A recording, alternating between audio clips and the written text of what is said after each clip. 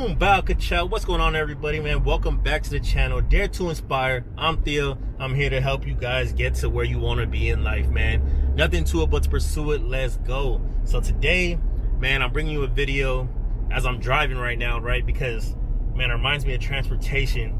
And there's nothing worse than being transported while in cuffs and incarcerated. Man, people dread those days when they have to go to transport.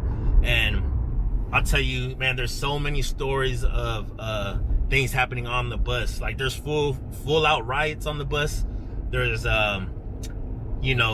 nasty deeds going on sometimes. If there's like females and males on the same bus, there's usually a gate that separates the two, but things go down. But man, I'm about to tell you guys what the craziest story is, or probably one of the nastiest. I wouldn't say crazy, but this one was a nasty story. As I was in transportation, being transported in chains from California to Mississippi on bus.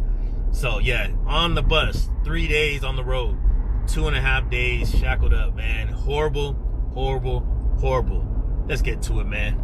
Vision is clear, but my aim is just blurred. Started from nothing, I came from the dirt. Know that I'm going, but where I'm not sure. But remember the name when I'm leaving this earth. Move loosely, do whatever, whenever it suits me. Don't push me, counter-reflect, I get back like I'm Bruce Lee. Introducing yours truly, who be cruising so smoothly. I'm the soup queen, classy, keeping it raw like sushi. So, what's the craziest thing that happened to me on transport? I would say that the nastiest thing was being transported to Mississippi. And first off, we stopped in Arizona, right? So you stop in Arizona, and then you go from Arizona, and then you go forward to Oklahoma. Sometimes you bypass Oklahoma, go straight to Mississippi. So this one was going from Arizona to Oklahoma. So this is about a 1.5-day trip on the bus. And when we're going, they do feed you, man. Like, people love the food because they get you fast food, because they can't hold the food for more than 12 hours on the bus without, having issues. So they actually stop at McDonald's, get everybody McDonald's, or stop at a fast food, Subway, McDonald's, whatever it is, right? So they pair us up next to someone who's like big or small. They try to match you next to someone that you can sit and actually be a little bit comfortable, like have a little bit of space. So when I was going, I was actually sitting next to a Mexican national, Paisa, and we were sitting there, and like, after we ate the first time, which was breakfast, we all got McGriddles, some orange juice, some water, and so everybody's loving it. Everybody's so excited to eat fast food, because some people haven't had fast food in over 20 years, some 10, however many years, so he eats his food, right?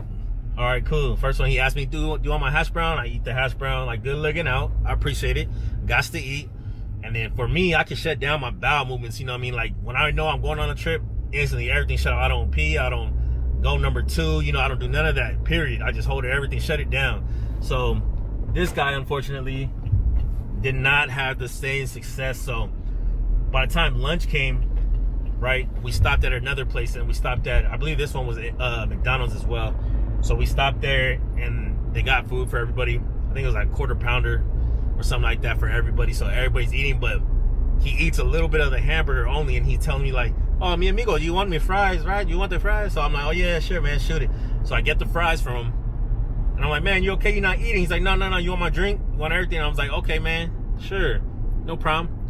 But then, like, he doesn't eat or drink anything else. He only takes one bite of the burger and he's done. I didn't eat the burger from him, but I did eat the fries. So they stop periodically too for bathroom breaks, right? So he goes to use the restroom. But what sucks is when you're shackled next to someone, when they gotta use the bathroom, you gotta go use the bathroom, right? So if he has to go get up and use the bathroom, we're shackled together, so we both gotta go.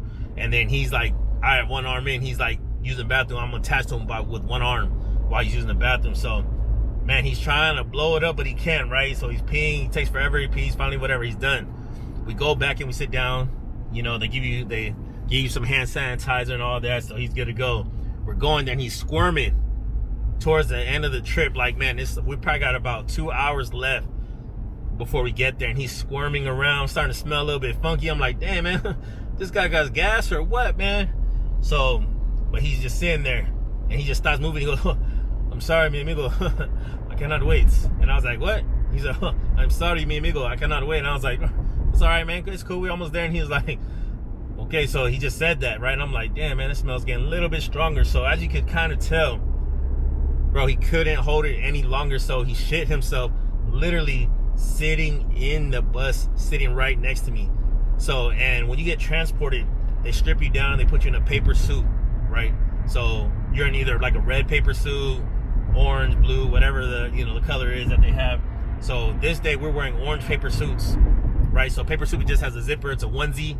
You know, you slide in there, you know, you start pop plugging your little, you know, your paper suit. So it's cold as hell on the bus too. That's one thing I won't forget. It's freezing on there.